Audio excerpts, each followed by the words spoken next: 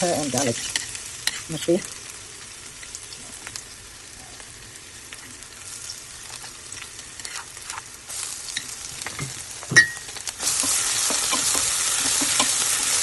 Mình một cái ao dưa trên máu. Hãy chặt cái rau bằng tay, cái gì đó.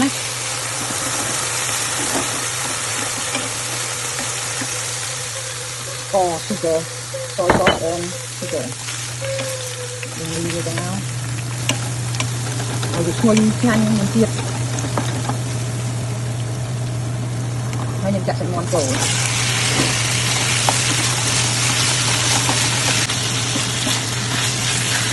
មកមកទេជាមួយសាច់មាន់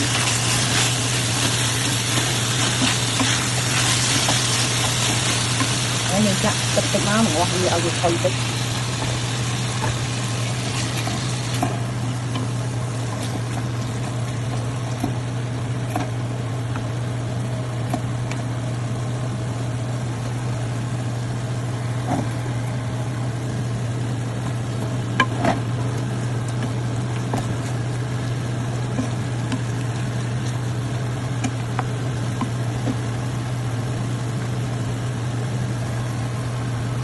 ហើយយើងចាក់សូសពីណាឲ្យវាក្រហម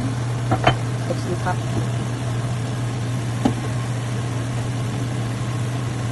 ហើយ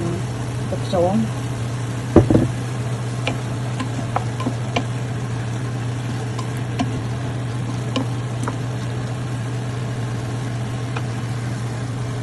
ហើយទឹកចេង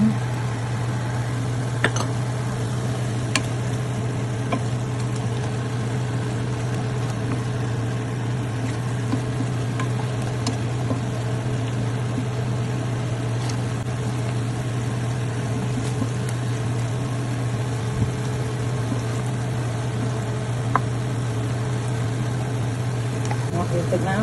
ហើយដល់ពេលឆ្អិនយើងចាក់ខ្ទឹមបារាំង